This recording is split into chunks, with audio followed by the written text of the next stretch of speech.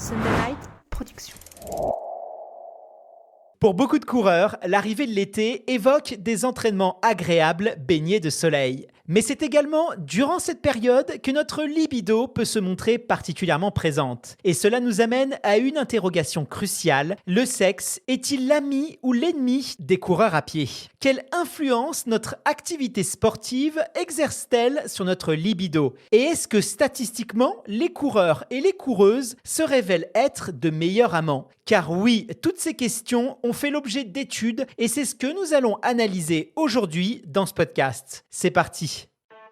L'été est souvent synonyme d'une pratique sportive intensive et décontractée. Mais le running estival a quelques particularités qu'il est important de connaître. Chaque vendredi, du 2 au 30 juin, nous allons vous donner tous nos conseils pour passer l'été et les vacances dans les meilleures conditions. Libido, nutrition, hydratation, alcool ou encore entraînement sous la chaleur, vous allez tout savoir sur les spécificités de la course à pied sous le soleil. Bonne écoute! Aujourd'hui, nous allons enquêter sur un sujet qui peut sembler trivial, mais qui a finalement beaucoup de choses à nous révéler.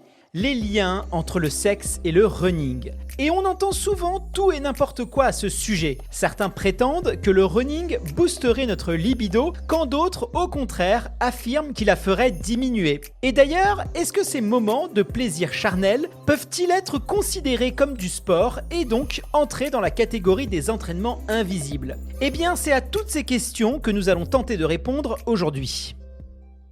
Quand on pense au sexe et à la course à pied, la première question qui nous vient à l'esprit est la suivante. Est-ce que le running a un impact sur notre libido ? Ces deux éléments semblent étroitement liés, mais qu'en est-il vraiment ? Peut-on mettre notre activité physique au service de notre libido ? Eh bien, il semblerait que oui. La pratique du sport, et plus spécialement de la course à pied, aurait des effets bénéfiques sur notre libido. En fait, la libido est une donnée sensible, fluctuante, que ce soit pour les hommes ou pour les femmes. Elle dépend souvent de nombreux facteurs externes et internes. Du côté des facteurs extérieurs, on peut penser notamment au quotidien stressant, à la fatigue, mais aussi à la météo, car le soleil est plus propice au réveil de la libido que la grisaille et la pluie. Concernant les facteurs internes, on retrouve l'âge, mais on pense surtout, bien évidemment, aux hormones. Or, nos séances de course à pied favorisent la sécrétion des endorphines, appelées aussi hormones du plaisir. Le sport augmente aussi le taux de testostérone, qu'on appelle aussi l'hormone sexuelle. Ainsi, en pratiquant la course à pied, vous favorisez la production d'hormones qui vont d'une part contribuer à vous détendre et à diminuer le stress et l'anxiété. Vous pourrez aussi mieux dormir et donc réduire votre fatigue. D'autre part, ces hormones vont booster votre libido. On a donc finalement une diminution des facteurs externes qui nuisent à la libido et une augmentation des facteurs internes qui peuvent la favoriser. C'est donc tout bénef. En dehors de la question de la libido, on peut également noter une amélioration des capacités sexuelles chez les coureurs et les coureuses. En effet, les montées d'endorphines après les entraînements permettent de relâcher les tensions et d'augmenter sa réceptivité aux stimulations. On a plus de désir et on est plus réceptif au plaisir. De plus, la course à pied participe à développer notre masse musculaire et contribue au bon fonctionnement de notre organisme. Il est important de comprendre que chez les femmes, le plaisir est en partie lié au tonus musculaire du vagin. Courir favorise l'irrigation des organes génitaux et participe donc à l'augmentation du plaisir. Et ce n'est pas tout. Le sport favorise aussi la vasodilatation, c'est-à-dire la dilatation des vaisseaux sanguins et diminue ainsi chez l'homme le dysfonctionnement érectile. Ça, c'est pour la partie physiologique. Mais le sexe, c'est avant tout une affaire de bien-être et de confiance en soi.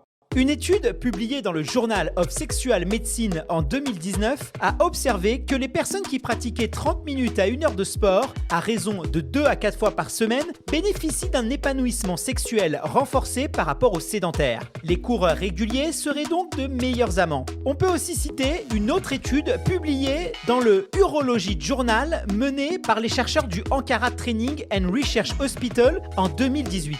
Les scientifiques ont séparé 250 volontaires en 2 groupes, en fonction de l'intensité de leur activité physique. Chaque volontaire avait pour consigne d'enregistrer en détail la durée de chaque rapport sexuel avec sa partenaire. L'étude a démontré que les hommes sédentaires étaient nettement plus victimes d'éjaculation précoce à hauteur de 27%. En ce qui concerne la durée des rapports, les sportifs ont tenu entre 2 et 25 minutes et les autres entre 20 secondes et 7 minutes. Une preuve supplémentaire, s'il en faut, des nombreux bienfaits de la course à pied. Au-delà des phénomènes hormonaux et psychologiques, il faut bien avoir en tête que pratiquer la course à pied renforce la confiance en soi. On se sent mieux dans son corps, on est plus confiant en ses capacités physiques et on améliore le regard esthétique que l'on se porte. Cet effet boost de la confiance en soi va forcément se faire ressentir sur la vie sexuelle des coureurs. On ose plus, on se sent plus capable, on développe son sex appeal de façon plus consciente et on assume davantage ses désirs et ses envies. Ajoutez à cela l'été, la plage, la chaleur et les corps dénudés qui se dorent au soleil et c'est le combo gagnant. Bref, si l'on s'en tient aux études que l'on vient de citer, on se dit que les coureurs sont des véritables dieux du sexe. Pourtant, une étude de 2017 intitulée Endurance, Exercice, Training and Mal Sexual Libido démontre qu'une pratique intensive pourrait avoir des effets néfastes sur la libido et plus particulièrement celle des hommes. En effet, en s'entraînant de manière intensive, les hommes utiliseraient la testostérone dans le cadre de leur effort, ce qui a pour effet de diminuer la libido. On pense particulièrement aux coureurs de longue distance tels que les marathoniens ou les ultra-trailers. Par comparaison, on sait que les femmes qui pratiquent intensivement la course à pied peuvent être sujettes à des troubles du cycle menstruel, voire à des aménorrhées, autrement dit une absence totale des règles. On voit donc que l'entraînement à haute dose a bien une influence sur les hormones. Des chercheurs ont d'ailleurs mis en évidence la présence de troubles érectiles et une diminution du désir chez des coureurs de longue distance durant la phase intensive de leur préparation. Ainsi, un entraînement très intense peut finalement nuire au désir et à la libido. Attaquons-nous maintenant à une question que beaucoup de coureurs et coureuses se posent. Le sexe avant une compétition peut-il nuire à la performance des athlètes? C'est en tout cas une croyance très répandue. On pense notamment à Marty Ligouri, grand spécialiste du 5000 mètres, qui déclarait « Le sexe vous rend heureux et un homme heureux ne court pas à 3 minutes 47 au miles ».